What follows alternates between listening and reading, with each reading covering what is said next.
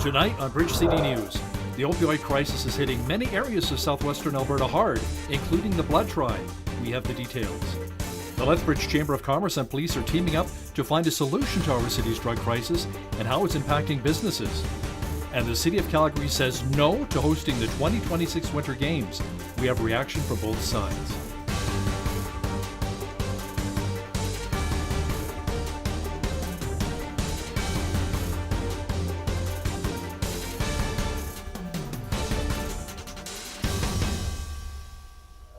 Good evening. Thanks so much for joining us. The opioid crisis is rearing its ugly head once again with many in southwestern Alberta, including members of the Blood Tribe. The chief and council were warning all 14,000 people in their community about the dangers surrounding carfentanil, which is 100 times more potent than fentanyl. The Blood Tribe is addressing some of the recent fatal overdoses which have occurred. Rick Tailfeathers with the Blood Tribe says it's so important to warn families of the dangers of carfentanil. Tailfeathers says the drug crisis has been going on there for quite some time. The Blood Tribe has been experiencing a drug crisis, a fentanyl crisis since 2014. And we've been dealing with that through education programs. Education is really important because people don't know the types of drugs that are out there. And right now, the carfentanil crisis, people are selling it on the street, and buyers, users aren't aware of what kind of drug they're buying. And, you know, the Blood Tribe is having to deal with overdoses, you know, almost like one a day. Tailfeathers says should someone overdose on the drug, naloxone kits are available at the Blood Tribe Department of Health and the Blood Tribe Fire Hall. Many business owners in our city are quite concerned with the opioid crisis, so the Lethbridge Chamber of Commerce and police are teaming up to find solutions. The proposed Watch Ambassador program will create a task force engaging members in roundtable discussions and surveys to find possible solutions. Chamber President Christy Kruger says it's vital to engage the business community to find answers to the opioid crisis. This would be the best way to have some visibility in the community in terms of being able to make businesses bring people back and spend money down at their stores. Based on what we've heard from our members, we've had a general sense of people just feeling uncertain and unsafe. And so I think with the Watch program, it gets more people downtown. It creates an environment where people can feel safe to come and go about their business. The Lethbridge Chamber presented this policy and its support behind the program to Lethbridge City Council earlier this week. An investigation into the sudden death of a 39-year-old man in Lethbridge was determined to be accidental. The Lethbridge Fire Department has concluded the fire was caused by the improper use of combustible liquids. On November 10th, the fire department responded to a fire alarm at the Landmark building on 6th Street South. 3 stations and 22 firefighters worked together to put out the blaze, which was isolated to one unit. The body of a 39-year-old male was found inside. The autopsy at the medical examiner's office in Calgary suggested there was no foul play. Lethbridge police have charged a 30-year-old man in connection with an incident where a clerk at a convenience store was threatened. Jason Samuel McCrae faces a long list of charges, including uttering threats, unlawful confinement, and assaulting a police officer. Police say McCrae, who was intoxicated, threatened a female employee on Monday at a 7-Eleven on Columbia Boulevard. He screamed at her, began throwing items in the store, and chased the clerk to the back of the store. When he was taken into custody, he continued screaming and kicked police officers. McCrae will appear in court on November 30th. Operation Red Nose is a designated driver program that began in Quebec. 24 years ago, the University of Lethbridge got involved to help the community and raise money for Pronghorns athletics. All the money raised through Operation Red Nose goes back to the Pronghorn teams. You know, over the 23 years previous, we've raised a total of just over $725,000. It all goes back directly to the teams, and it's used for a variety of different expenses for the programs. It's a really nice way to interact with community members and the community itself, and just keep everybody safe during the holidays. I enjoy it. Yeah, it's a really nice feeling just knowing that you are keeping people safe around the holidays, and just being out and active in the community is a really nice feeling. Just because we are athletics and we do get a lot from the community, just so to give back to them is a really good feeling.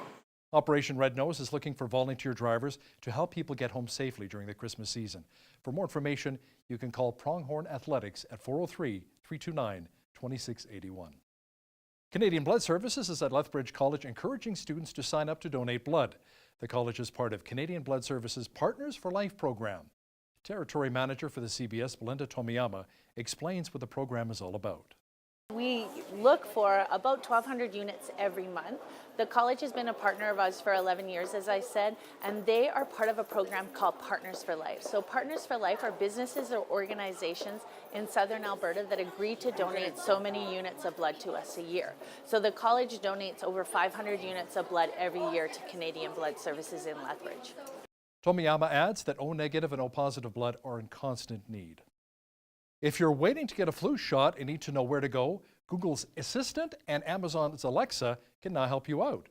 Alberta Health Services is the first public healthcare organization in Canada to offer flu clinic information through voice-activated devices. Both Alexa and Google Assistant provide information about the nearest AHS flu clinic, including hours of operation and location details. Alberta Health Services is the provincial health authority responsible for planning and delivering health support to more than 4 million adults and children in our province. Some residents of Lethbridge are having a bird over the possibility of some clucky neighbors. City Council recently voted to move forward on public consultations regarding backyard hens, which could lead to residents being allowed to have up to 4 hens in their backyard for the benefit of having their own egg supply. Regulatory Services Manager Dwayne Enns shares what caused this issue to hatch. Well, it seems to be a trend that's been growing across North America. It's made its way into Alberta. Edmonton and Red Deer are the first 2 cities that have adopted it. Other cities have looked at it as well and decided it's not for them.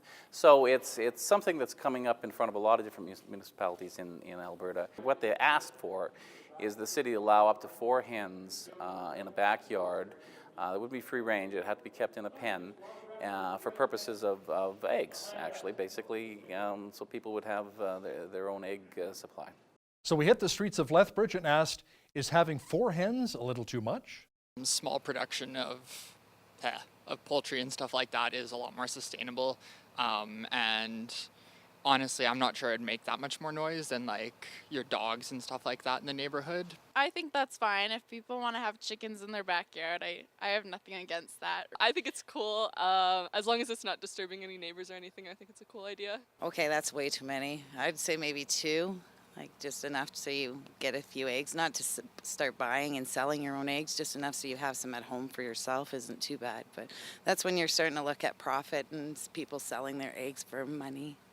Calgary residents voted no to bidding on the 2026 Winter Olympics and Paralympics in a plebiscite yesterday. Council, however, will have the final say. A 2026 bid is dead. I think a 2030 potential bid is dead. I think Calgarians, the yes side and the no side, need to come together and come up with some real solutions for the city. I think this is really even a vote of confidence on some city council members and the mayor. It's all about feeling. It's wrong. Let's be a fiscal conservative. Let's get the city back into the business of helping business, get the oil pipeline built, get the Green Line built. That's exactly what we need. Not passed tonight. It was 56% against. I feel really heartbroken and disappointed, I think, would be the best way to describe it. And not for me. I think the people that worked on this project, it wasn't for selfish reasons. It was for a vision for our city and to create 70 years of Olympic values, Olympic spirit, and something great for our city, to revitalize our city. I have a daughter who'd be 8 in 2026. I did this for her. So I guess my question to Calgary is, now what? What is the big dream? What's the big idea? The Alberta government says more than 24 private schools in the province will lose their taxpayer-funded per student grant next school year if they don't comply with its legislation on gay-straight alliances. Education Minister David Eggen says 28 of the 94 accredited private school authorities still have not met the law's requirements. He issued a ministerial order that calls on the institutions to publicly post their GSA policies on their websites. Under the rules, all of Alberta's Christian, Catholic, and public schools must approve a student's request to start an alliance. They are not allowed to tell parents when their child joins one. When it comes to research done by universities, can we trust the information that is being released? Professor Arthur Schaefer from the University of Manitoba says many times studies are funded by corporations who have a not-so-hidden agenda.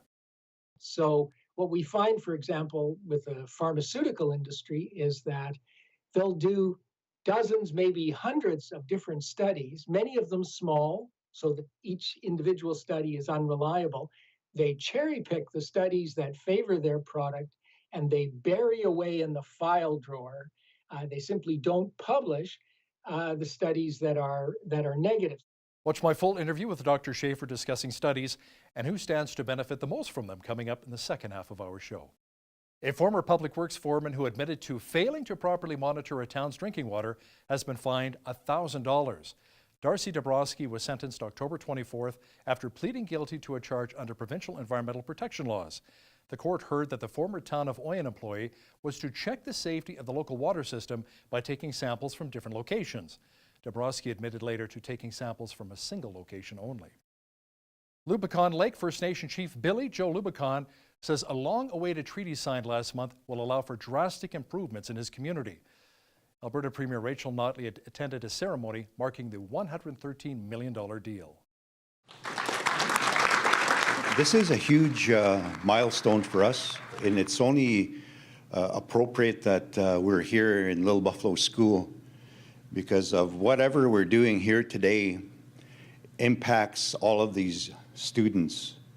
You know, all of the children that are going to school here, all of the children that have yet to be born. So that's the exciting part. This enables us to be able to build our community, have a much better homes, secure homes for all the children. That'll enable us to build a school, recreation center with an indoor skating rink, roads, infrastructure, all of the things that we've been lacking in this community. At least half of the homes here still have outdoor toilets. A lot of the houses, if you drive around, are still moldy. So we've done a few replacement homes with septic tanks and cisterns, but that's only an interim measure. So this claim then will have pipe services. The Lubicon Lake First Nation is located about 450 kilometers northwest of Edmonton. Authorities in Northern California now say 48 people have died in the wildfires ravaging that state.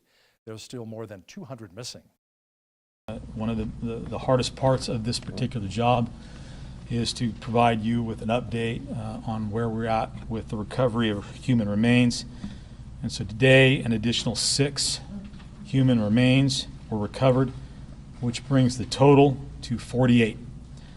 All 6 of those remains were located in Paradise, and they were located within homes.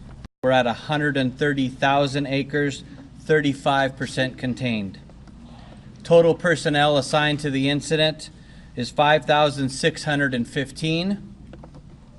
Total citizens evacuated still holds at 52,000, and the total sheltered still holds at 1,385. The numbers of our destroyed and damaged structures: single family residence damaged, 75. Single family residence destroyed, 7,600. Miracle Channel CEO Leon Fontaine is partnering with Joel Osteen for Night of Hope, which is coming to Canada at the end of the month. There is only one Canadian stop, which is in Toronto, and tickets are still available. Experience a Night of Hope with Joel and Victoria Osteen. He's made a way in the past. I know he'll make a way this time. This is a new day of freedom. Friday, November 30th at Scotiabank Arena in Toronto. We've got to know that our cares and our worries don't change a thing, but God changes everything. Don't miss this amazing night of inspiration, encouragement, and hope. Get your tickets now at Ticketmaster.com/Joel Osteen. Night of Hope events have been a huge success for Joel Osteen's ministry over the years. Thousands of people have seen miracles and dedicated their lives to God. It should be a wonderful evening. A warm but very windy day in our city again, but some snow is on the way. I'll have complete weather details coming up shortly. Windy and mild today. Tonight, just a few clouds developing with a low near -1. Tomorrow, mainly sunny with a high near 6 degrees. The snow returns on Friday with a daytime high of only -4. Saturday, the clouds should clear and the temperature should warm up to -1. Sunday, mainly sunny with a high near +2. Monday, even warmer with a high near 12 degrees expected. Looking at the almanac, the average high for this time of year is 4 degrees and an average low of -7. The highest temperature on this date was recorded in 1953 at 19 degrees, and the record low was a chilly -23 in 1955. Sunrise was at 7:41, sunset at 4:50. Let's have a look at the national forecast for tomorrow. Rain is expected in Vancouver with a high of 10 degrees. A good chance of showers and a high of 12 for Victoria. A mixture of sun and cloud and 7 for Calgary. Snowy and only +1 is expected for Edmonton tomorrow. Regina is expecting snow mixed with rain and a high of 2. Saskatoon is expecting light snow and 0 tomorrow. Winnipeg will be mainly cloudy and +1. Over in the central part of the country, Toronto will have light flurries and +1. Ottawa will be mainly cloudy and -3. Montreal will also be cloudy and -3. Fredericton, New Brunswick will have lots of sunshine and -2 tomorrow. Halifax, Nova Scotia will be sunny and 0. Charlottetown, PEI will have light flurries off and on and a high of -1. And in St. John's, Newfoundland, a wind warning today. Tomorrow, flurries with a high near 0 is expected. Lethbridge remains one of the most affordable cities in our province to buy a home. A recent Century 21 survey shows buyers can expect to pay $193 per square foot.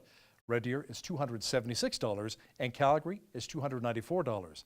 So far, for a 1,500 square foot home, the average house price in Lethbridge is $289,500. That same home would fetch $414,000 in Red Deer, $441,000 in Calgary, and $432,000 in Edmonton. The Better Business Bureau is a company which began in 1912 in New York City. Since then, they have expanded across the United States and Canada. The BBB has been around looking after your interests when dealing with various businesses. Ron Riemann is with the Better Business Bureau of Southern Alberta in the East Kootenays, and he says it's always important when doing business to get everything in writing. As much as we like to help the consumer or the business if it happens to them as well, we tell them, hey, listen, we can't help you because we have nothing to say that there's nothing on paper. So we always encourage anything to be on paper, even if it's on a napkin, if it has to be that way. We want to make sure that consumers have everything in writing because at some point you'll need to go to that agreement or that contract if that's the case. Riemann also talks about which businesses receive the most complaints from their customers. Catch that full interview coming up right after business news. eBay is urging Ottawa to bring an end to the labor dispute at Canada Post. It says rotating strikes will result in huge losses for businesses across Canada, especially if the dispute drags on through Black Friday and Cyber Monday. Canada Post says it has made significant wage and benefit orders to the Canadian Union of Postal Workers. The union, however, says the corporation is refusing to address key issues. Cineplex says gains at the box office and concession stands boosted third quarter revenue by 4.4% to $386.7 million. The movie theater company's earnings, however, fell to $10.2 million from $7.2 million a year ago. The results for the most recent quarter included higher share-based compensation costs and $1 million in restructuring costs. Now here's a look at today's markets.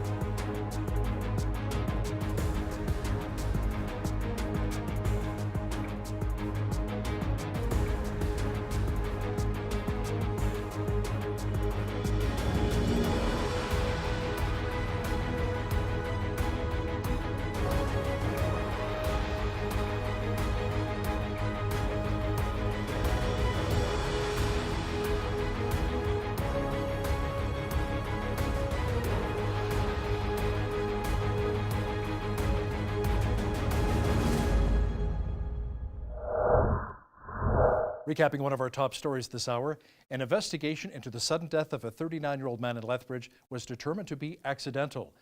The Lethbridge Fire Department was concluded the fire was caused by the improper use of combustible liquids. On November 10th, the fire department responded to a fire alarm at the Landmark building on 6th Street South. 3 stations and 22 firefighters worked together to put out the blaze. When you see news happening, drop us an email at info@bridgecitynews.ca. And if you missed any of today's top stories, check out our full newscast online at bridgecitynews.ca.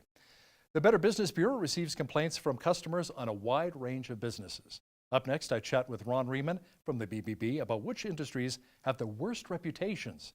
That's coming up next. But first, here's a look what's happening in and around your community. Here's your Bridge City News community calendar. Come out and enjoy the Taste of Ethiopia fundraising event taking place Friday, November 16th at the Central Church of Christ, featuring authentic Ethiopian cuisine and live music by local artist Barb Marchuk. Proceeds will benefit Galata Ministries, which works to aid the people of South Omo, Ethiopia. The Downtown BRZ is looking for volunteers to assist with the 18th annual Bright Lights Festival being held on Friday, November 16th. Volunteers are needed to help with a variety of activities including visits with Santa, hay rides, snowboard demonstrations, food prep, and more. For information, call Shiva at 403-327-9002 or visit downtownlethbridge.com.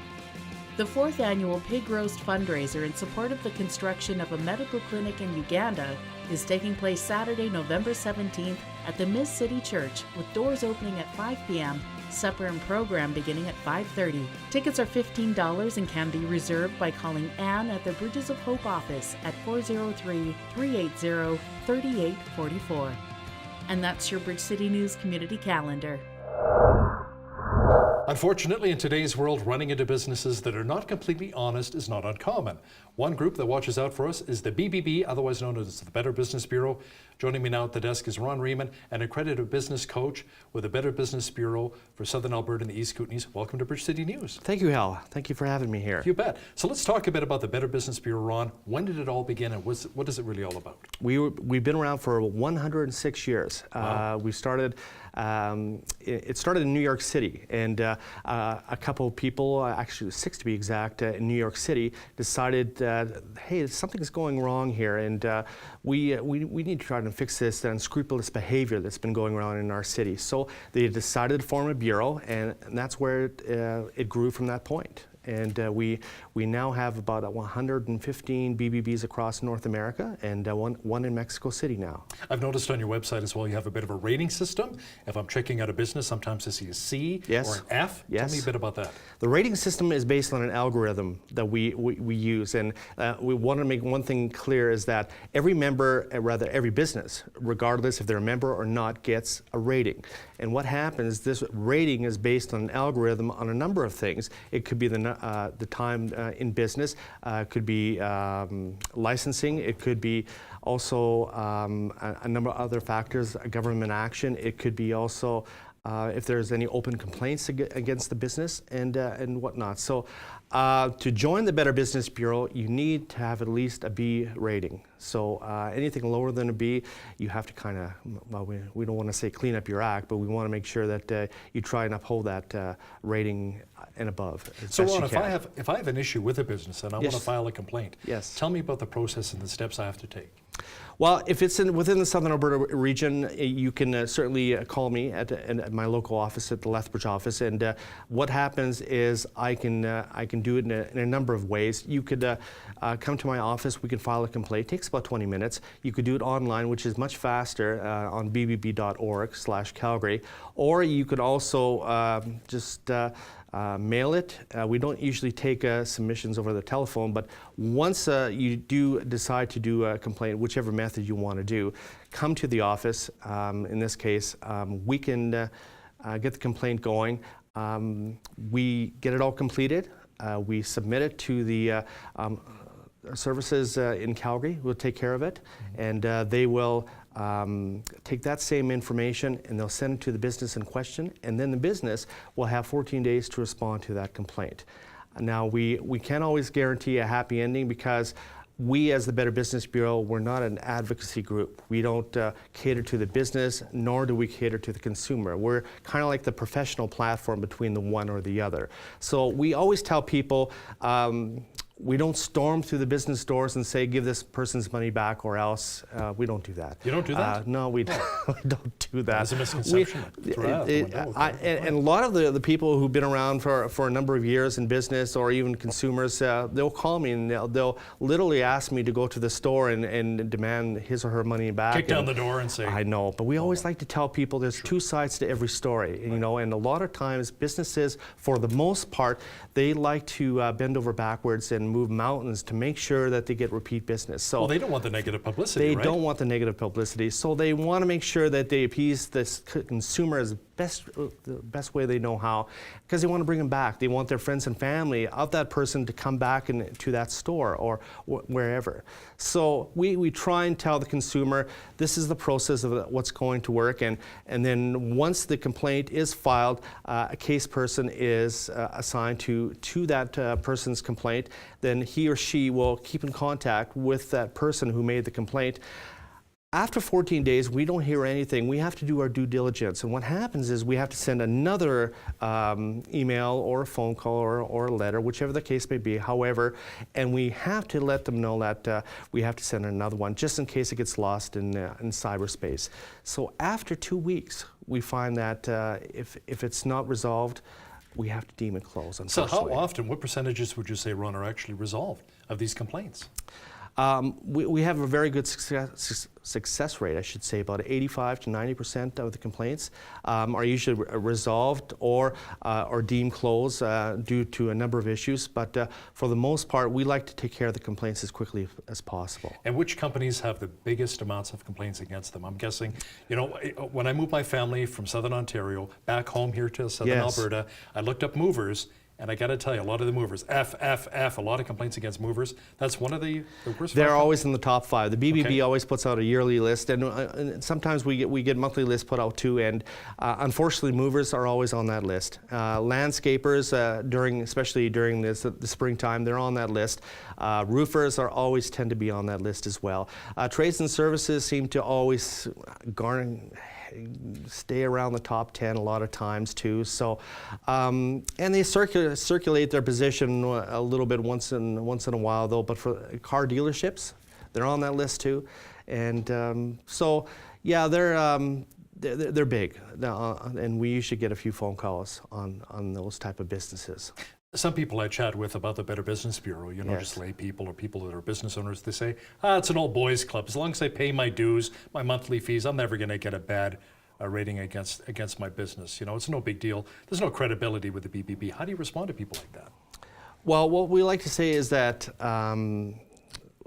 people that do go with the BBB, sign with the BBB, part of their agreement is to uphold and be prudent and be honest and trustworthy, and also make sure that they respond to complaints very quickly. We don't look after businesses that are just accredited business members. We look after all businesses. We have non-members phone us all the time, and we like to stay neutral in terms of accreditation, making sure that businesses and non-members are taken care of. Now, does the Better Business Bureau report on government agency actions against businesses? If we get notification from government or the CRA that there's some action against them, or if insolvency is involved, a bankruptcy, then we have to do our due diligence and let consumers know, and of course the business in question know that they can't be with the BBB anymore. Do you also report on private and small claims court actions against various businesses? We have to wash our hands clean in terms of legal matters. If a person does phone us in regards to, I've talked to my lawyer, can you help us with this? No, we can't. Because of our policy and our position, we have to stay neutral. So we can provide the information that is public knowledge on our website about this company, but for the most part, we have to stop at that point. So one of your standards for members, Ron, is to make sure that business advertises honestly. Honestly, right? Yes. Honestly. So where does the ball tend to be dropped in that area? How often do we sometimes see that misleading advertising? We see that sometimes I'll get some information through faxes, not locally, of course, though, but sometimes there'll be some information that could be on a local business, but the fine print is really small, and you'll see it right on the very bottom of the advertising, like say if it's 25% off or half off or buy one get one free or that, whatever the case may be. We always encourage consumers, look at the information carefully before you do buy it. A lot of online stuff that does manage, consumers do manage to buy. Of course, we don't deal with online businesses as much as storefronts and businesses around here, but they don't read the fine print. A lot of times they'll buy something from Florida or California, and then they want us to kind of fix the problem, and it's really tough. A lot of times we'll just offer them the BBB office in that specific state, but for the most part, we can't really help them. But so tell me about that to summarize, relationship. to read the small print. So Ron, tell me about that relationship between you and the American BBB, some of the offices down there. Do you ever work in collaboration with them down there? In my connection with the BBBs in the United States, if there is a consumer that does phone me and says, "Hey, Ron, I bought this product here, but I want to know about this refund policy, or I haven't received my product yet. What can I do?" A lot of times, I personally can't do anything as much as just provide that consumer telephone number for them to maybe talk with that specific business in that area. We've had a story in Bridge City News about some of these fly-by-night. You were saying roofers or maybe tradespeople going around saying, or wanting to put in a new driveway for you. Yes. I need $1,000 deposit. Yes. They prey on seniors, some of the most vulnerable. They do. You know, here's the $1,000 and do. never to be heard from ever again. You know, course. they'll maybe do a little digging and take off, and that's it. Of course. So how do we protect ourselves against scammers like that? Better that Business, go door to door? yeah, good point, Hal. Better Business Bureau of Southern Alberta, we encourage people to phone us, and we can be a kind of an entity to help in terms of trying to find the right roofer, or in this case, the story we're talking about. Let's use roofers for that example. The roofer, they have to be licensed if they're taking deposits. They have to make sure that all their licensing is in place, and they have to make sure that we tell consumers to check references. Phone us, and we can provide them any information. Are they accredited, non-accredited? Do they have a rating? Do they have any complaints against them? Are they even in business? How long have they been in business? Do they have licensing in place? So all this specific information we give to the consumer, but at the end of the day, we encourage them, make a good judgment call, get 3 good written estimates from that roofer. Don't say yes, because a lot of the bad roofers, I'd want to use roofers all the time, and maybe bad tradespeople, they'll want money right away. And we encourage them never give them more than 50% down payment. Make sure it's in writing. Make sure if you have to give a deposit, I encourage the 3-3-3 rule: 3 before, 3 during, and 3 after the project's done. Then you'll know that you have incentive for that tradesperson to make sure. Yourself, right? Exactly. How about businesses that make these verbal promises but don't deliver? That's very hard to it's a he said, she said situation at that point. And as much as we like to help the consumer or the business if it happens to them as well, we tell them, hey, listen, we can't help you because we have nothing to say that there's nothing on paper. So we always encourage anything to be on paper, even if it's on a napkin, if it has to be that way.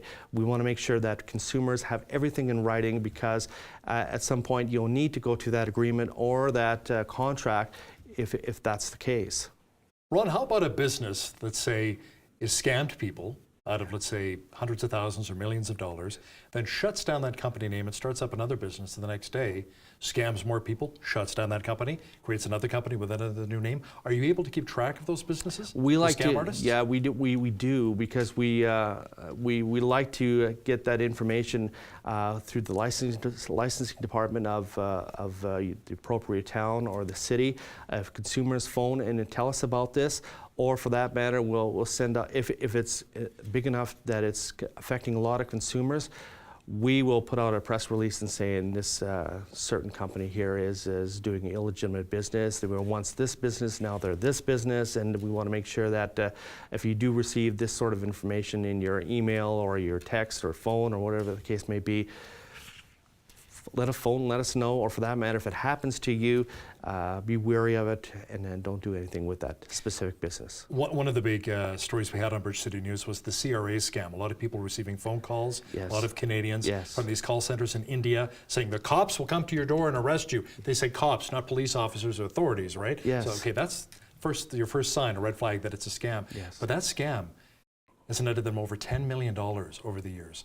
Let's talk about various businesses and business scams right now that you're aware of to be on the lookout for. That's a big one, the CRA scam, because they target just the teenagers and the seniors, the two age brackets that are most vulnerable. And of course, the CRA will never do this sort of operation for the simple fact is that they just don't have time. And unless you say otherwise, unless you tell them that, yes, I will receive a phone call, there are certain specific security questions that they'll ask. But 99.9% of the time, all correspondence will be through snail mail or email. But getting back to the other scams, there's the Microsoft scam where there's a person would phone a consumer at home and say, we've noticed that your computer has been caught with a virus, and for $59.95 or whichever amount of money they want to throw at you, we can fix your computer. And in today's technology where you can access your IP remotely, anybody can get onto your computer and steal your identity. And they want to, and they'll guide the consumer to try and guide them into their personal information. Wow. And so that usually happens though when you go on the internet and you hit those sidebars where there's those advertising, and it's not usually what it is. It's usually an indication that a call center is waiting to give you a call to try and manipulate your funds. Now, Ron, you have something called the Wise Giving Alliance with the Better Business Bureau. Tell our viewers a bit about that. It's a new program we just started with the Better Business Bureau, and I'm afraid I don't know too much information about that, but the good folks up in the Calgary branch have started this, and if you go to our bbb.org website, there's tons of information about this. It's a great project they're putting on right now. Ron Riemann, accredited business coach with the Southern Alberta branch of the Better Business Bureau and the East Kootenays. Thanks a lot for joining me here today. Thank you for having me, Hal. It's been a pleasure.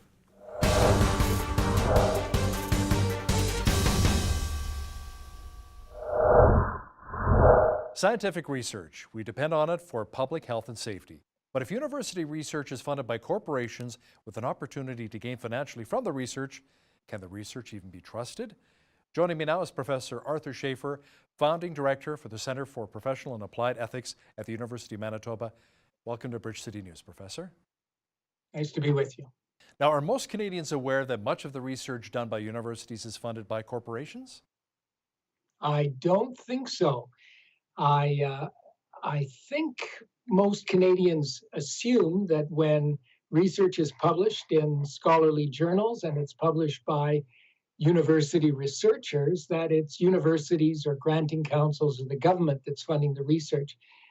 But in truth, most of the research in the biomedical field, most of our pharmaceutical research, is funded by big pharma. Most of the research on in the domain of agriculture to do with genetically modified food or to do with farm animals is funded by the chemical industry, Monsanto or Bayer. Actually, Bayer's just bought Monsanto. It's very difficult to find any agricultural research done, for example, on the safety of genetically modified food. It isn't funded by the chemical companies. Sometimes the government funds that research, but then they very often require that you have a corporate partner as well. And the same is true in almost every field. It's true of research on the environment, for example, air quality.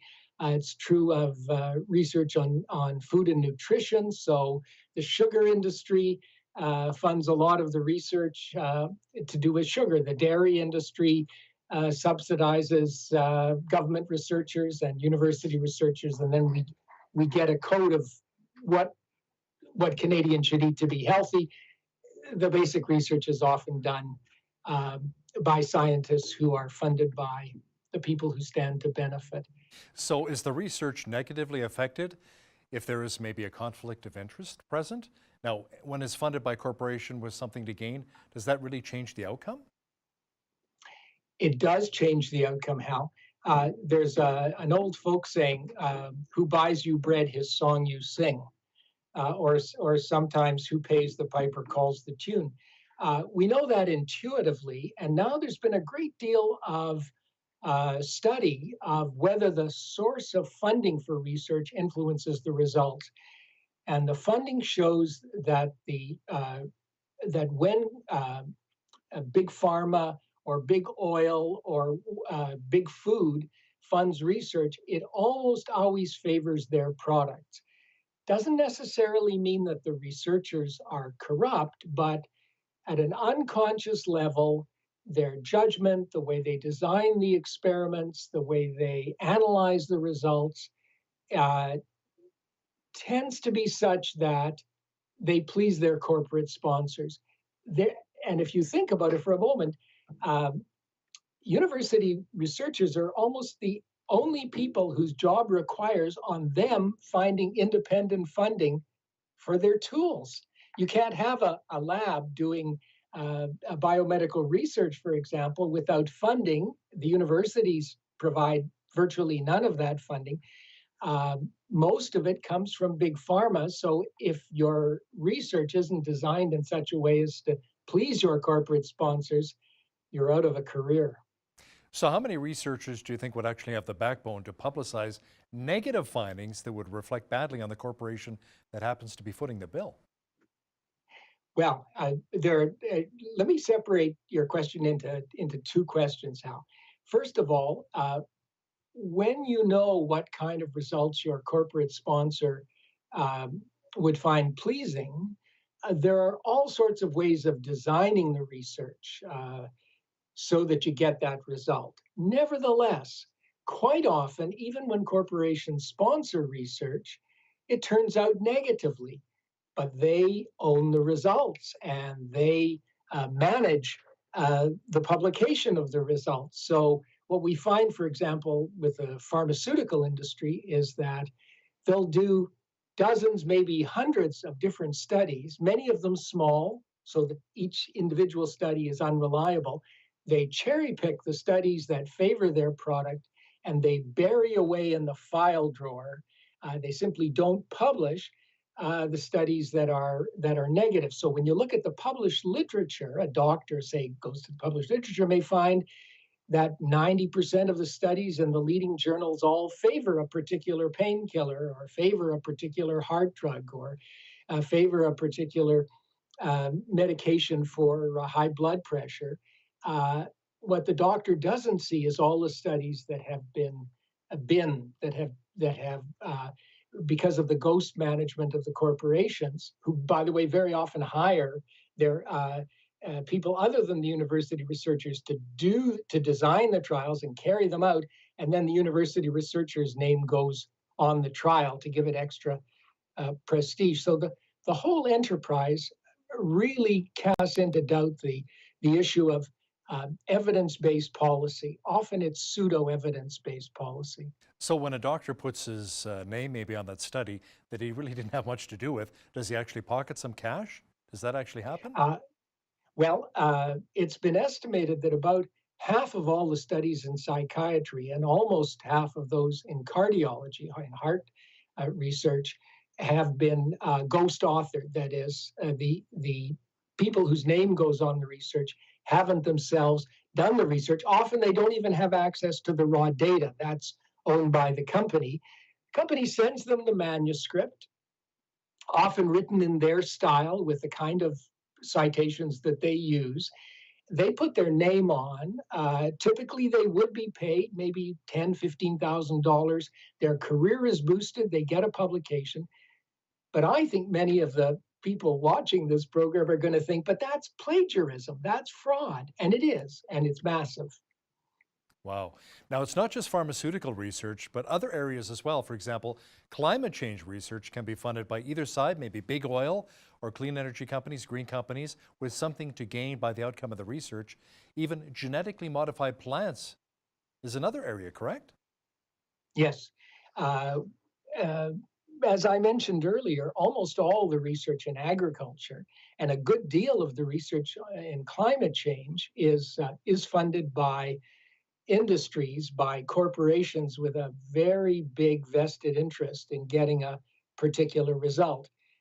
Even when the overwhelming majority of the science and the overwhelming majority of the scientists in a field, such as environmental science, come out with a particular conclusion, the fact that industry will find scientists and fund them and sponsor them who question the predominant opinion sows confusion. The tobacco industry was masterful at this. For decades, they denied that tobacco smoking was addictive. They denied it caused lung cancer and heart disease. And they always managed to find scientists, some of them very well known, who would put their names to research saying that it's not tobacco, tobacco's innocent, tobacco's not the problem. So you can really, confusion is their business. You know what's interesting too? You may remember some of those commercials back in the 1960s, that are on YouTube right now. You can look at a lot of them with doctors. I'm a doctor and I'm smoking. This is my favorite brand of cigarette, Marlboro or Du Maurier or Players Light or whatever. It's just amazing how not just the research, but they took it to the next level. I haven't seen those ads, but I know that the initial research to show the link between smoking and lung cancer was done immediately after the Second World War. It was the research was led by a British scientist, a doctor, who himself was a smoker, and he was sure his research was going to show that smoking was innocent, that it didn't cause lung cancer.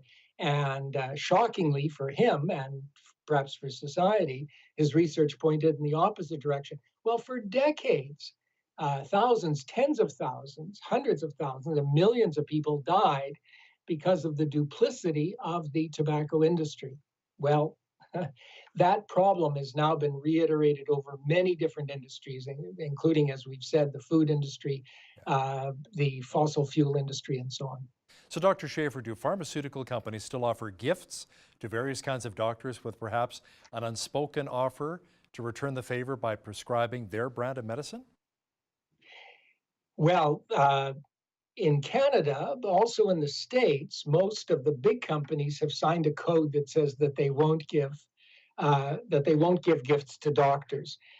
But we know that, in fact, Big Pharma spends about $40,000 per Canadian physician per year on what someone who wasn't too delicate would call bribes.